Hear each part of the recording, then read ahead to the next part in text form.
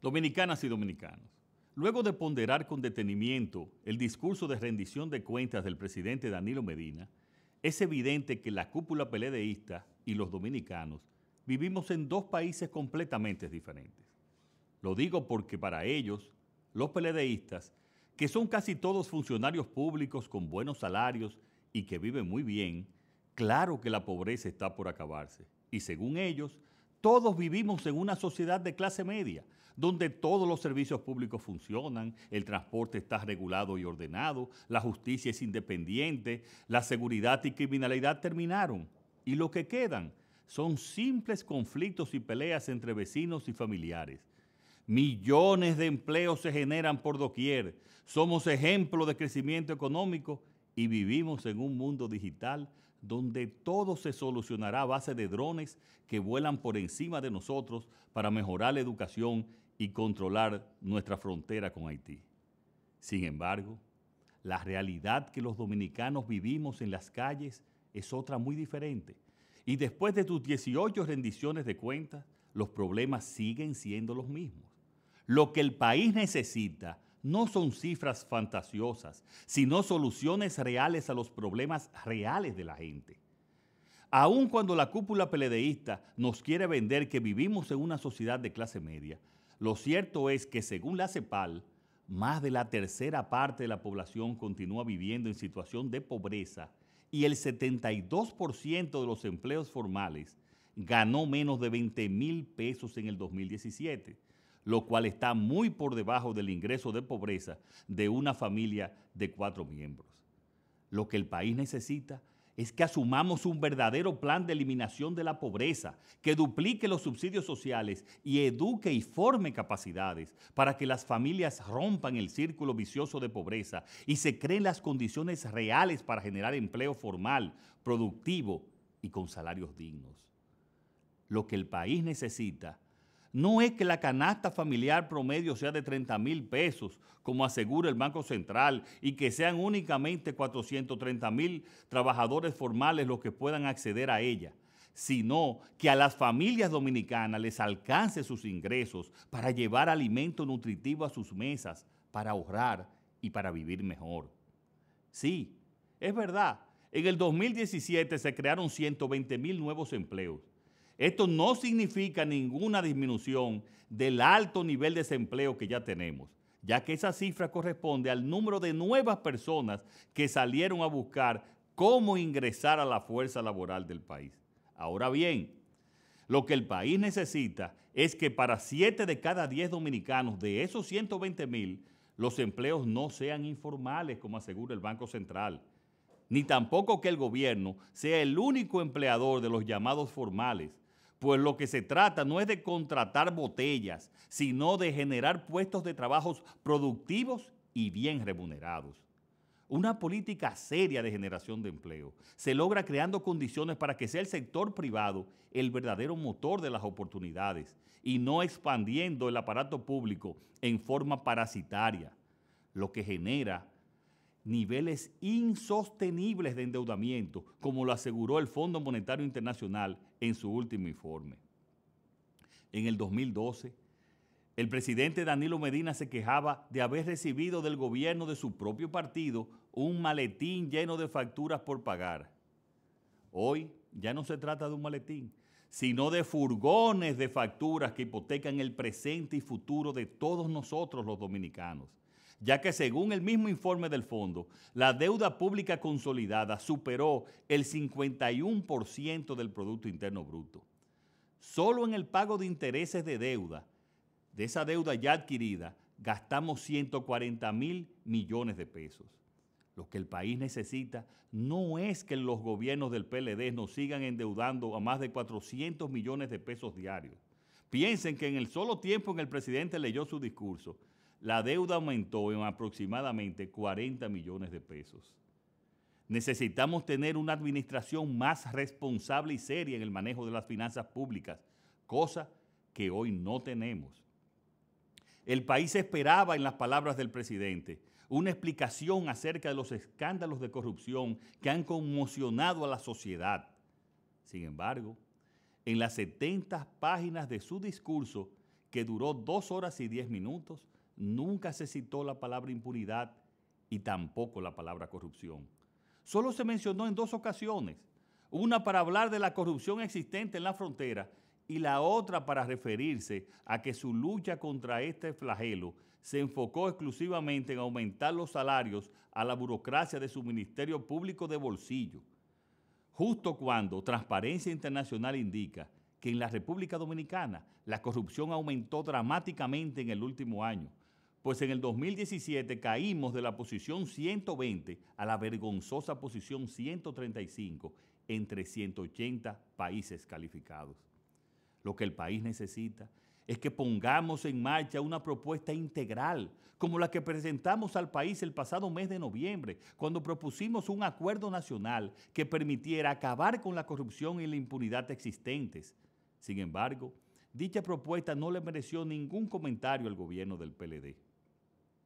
Lo que el país necesita no es que nos vengan de nuevo con las promesas incumplidas, ya que el presidente, al igual que lo hizo el año anterior, nos dijo en su informe que entregará los más de 50 hospitales que desde el 2013 su gobierno intervino.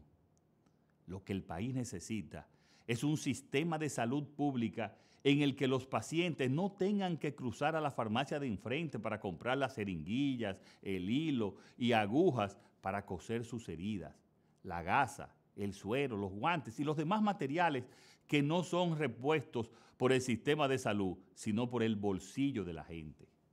El hasta hace pocos días director del Servicio Nacional de Salud reveló al país que fue presionado a renunciar debido a que, como él mismo lo afirmó, lo vencieron el clientelismo, el populismo y los intereses afectados. Y por si en el gobierno no lo sabían, vivimos una profunda crisis de salud y un solo dato lo revela. La delicada situación, según la UNICEF, somos el país con la segunda mayor tasa de muerte de recién nacidos de la región. Penosamente, solo Haití nos supera. Y si en algo estoy de acuerdo con el presidente Medina es que, cito textualmente, merecemos un país seguro como merecemos un país soberano. Y al afirmarlo, el presidente está reconociendo que no somos ni lo uno ni lo otro. Es completamente inaceptable que transcurridos 6 años de este gobierno se nos diga que el trabajo extraordinario que han realizado en materia de seguridad sea finalmente porque tienen la data de dónde, a qué hora del día y cómo ocurren los hechos de violencia. Peor aún, que se nos diga que la inseguridad dejó de ser un asunto de percepción y que hoy está asociada a discusiones entre vecinos y a la violencia doméstica. Los únicos datos de inseguridad que nos dieron son los de homicidios, que ciertamente no se corresponden con los de la Organización Mundial de la Salud. La metodología utilizada no es transparente, porque cuando analizamos los mismos indicadores que el presidente utilizó de manera desagregada, observamos que delitos como el robo de automóviles, los homicidios a mano de delincuentes, las desapariciones de personas y los feminicidios van en constante aumento. La pregunta, señor presidente Medina, es ¿por qué si todas las cifras de las instituciones nacionales e internacionales son negativas para nuestro país en todas las áreas del gobierno, de dónde viene su entusiasmo tan desbordado? Lo que el país necesita en materia de seguridad pública son soluciones integrales, como la que propusimos el año pasado, asesorados por el exalcalde que le devolvió la seguridad a Nueva York, Rudolph Giuliani. Programa también que pusimos a disposición del gobierno, sin que tampoco le haya merecido ningún comentario. Lo que el país necesita es que los padres de familia vean a sus hijos salir sin el temor y la angustia que les genera pensar que sean asaltados o, peor aún, desaparecidos o asesinados a plena luz del día ante la mirada indiferente de un gobierno al que la criminalidad se le escapó de las manos. Soberanía, usted dijo, señor presidente, y claro está que también merecemos un país soberano. Sabemos que entre el 2004 y el 2012 ingresó a la República Dominicana el 62% de los emigrantes haitianos que vivían en el país. Lamentablemente, Los datos entre el 2012 y el 2017 no se conocen, simplemente porque la segunda encuesta aún no se publica. Mientras el gobierno no cumpla y haga cumplir la ley de migración, mientras continúe la corrupción desbordada en la frontera y mientras que el presupuesto para asegurarla sea insuficiente, seguiremos viendo inmigrantes irregulares deambulando por todos los rincones de nuestro territorio, cuando lo que debemos hacer es no permitir que haya ni un solo inmigrante irregular en el país, venga de donde venga. Solo para que tengan una idea de la poca importancia que se brinda a un tema tan trascendental, permítanme decirle que en el presupuesto aprobado para el 2018, la partida destinada a la seguridad fronteriza es de apenas 301 millones de pesos, mientras que para el despacho de la primera dama se asignaron en el mismo presupuesto 890 millones de pesos. ¡Qué barbaridad!